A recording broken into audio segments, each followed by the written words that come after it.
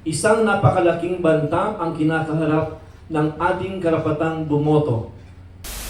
Or results thereof. Such results should be recommended to the Joint Oversight Congressional Committee. It is not a law which can be relied upon by the COMELEC to empower it to implement online voting. It is our humble submission that Congress should pass such a law, and absent such law, then we should implement the present setup. Physical voting, wala din kasing law pa na nag-aalaw ng digital ballots. Wala pa po.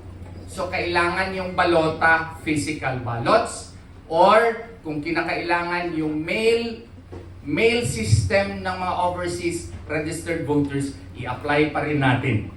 So yun po ang aming pananaw doon sa OFW, kasi nung pumunta kami sa Hong Kong, sangkatotak po ang lumapit sa amin ni Attorney Jimmy Bondoc, Attorney Raul Lambino, na meron talaga silang concerns doon sa online voting. Ngayon po, ang dami po naming natatanggap na mga text messages po about their concern against online voting, and the PDP Laban responded to such a call, and we filed today a reiterative motion for the issuance of a TRO.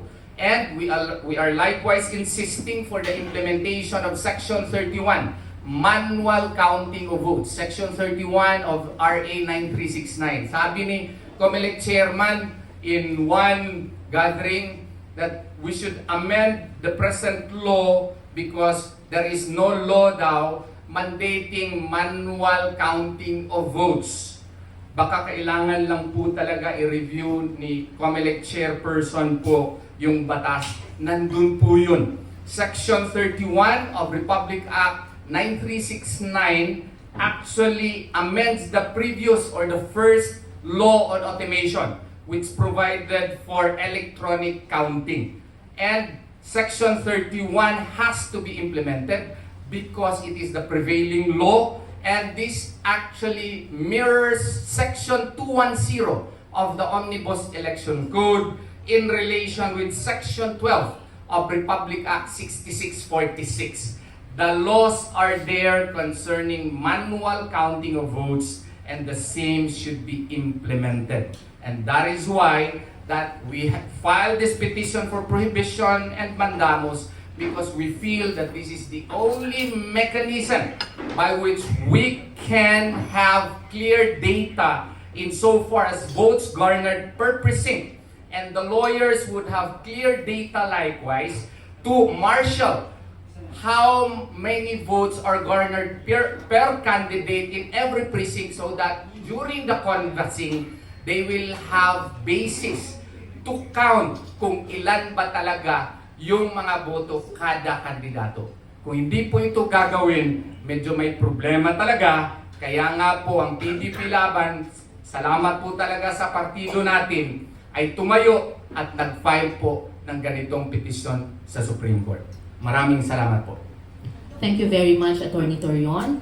Sa ating lahat, Mr. President ng PDP, our senatorial candidates, Senator Raul Lambino, Senator Jimmy Bondoc, Attorney Torion, mga kababayan, mga kapwa Pilipino, at higit sa lahat, mga mahal naming OFWs.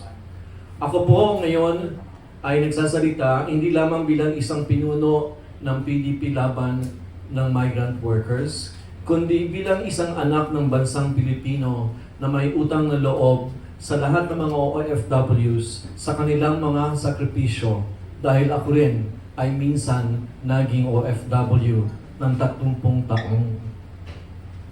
Kayo na nasa ibayong dagat, malayo sa pamilya, nagtitiis sa lungkot at hirap, nagtatrabaho araw at gabi, kayo na bumubuhay ng ekonomiya ng ating bansa, kayo ang matibay na galugod ng sambayanang Pilipino.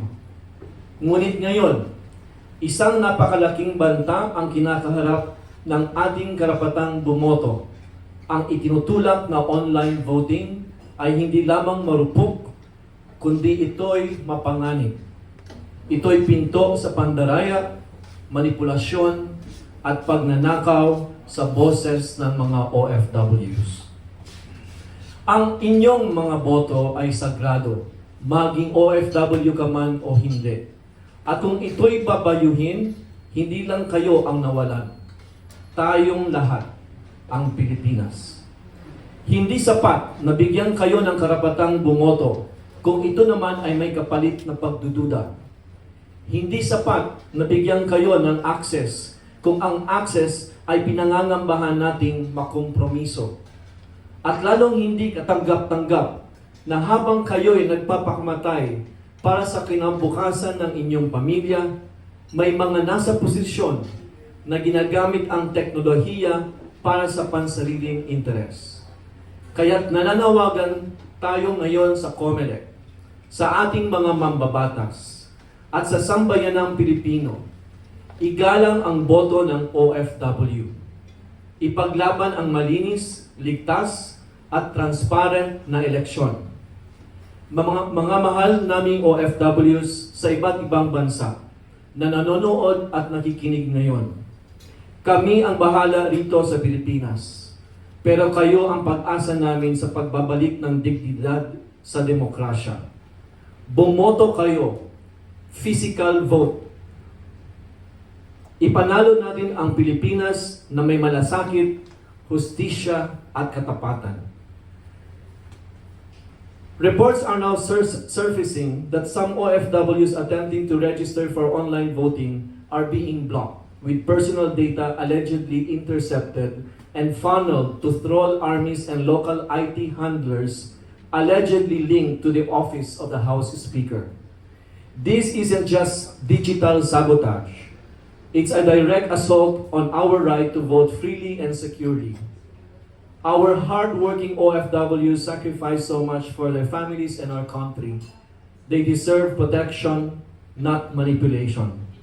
We demand accountability, we demand transparency, and we demand clean and honest elections wherever we are in the world. Maraming salamat po at mabuhay ang Pilipino at mabuhay kayo mga tunay na bayani ng ating bayan, ang ating mga OFWs. Mabuhay, Sir Rafa. Thank you very much. Para po sa mga katanungan ng ating press.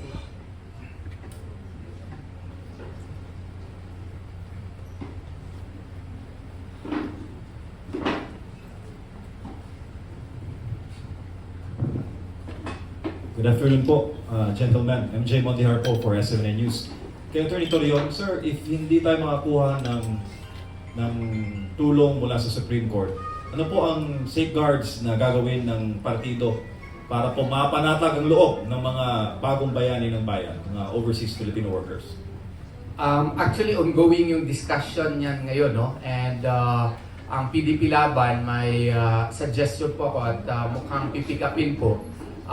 Maggawa po tayo ng continuing exit poll. Meaning, lahat ng mga OFW na nakakaboto na, no, ang ating policy talaga sana ay i-encourage natin sila kung hindi talaga tayo makakuha ng TRO to still register and participate. Kasi kung hindi tayo mag-participate, mawawala yung boto natin. Ang dami pa naman nun. And meron kaming parang statistics na mataas, more than 80% po yung atin doon. So, minihimok namin sila to participate, register po tayo, and then one way by which we can have clear data as to the votes that are garnered by our senatorial candidates is mag-continuing exit polls tayo.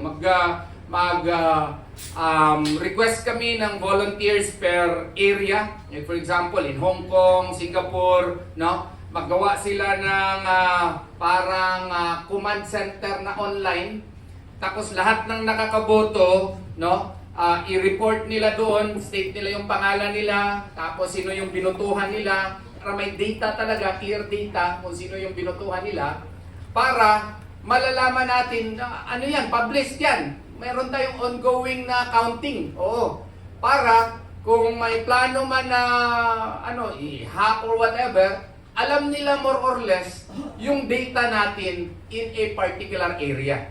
So yun lang ang naisipan namin. Kung meron pa kayong ibang ideas as to how we can monitor the votes that are garnered by our senatorial candidates per area, no?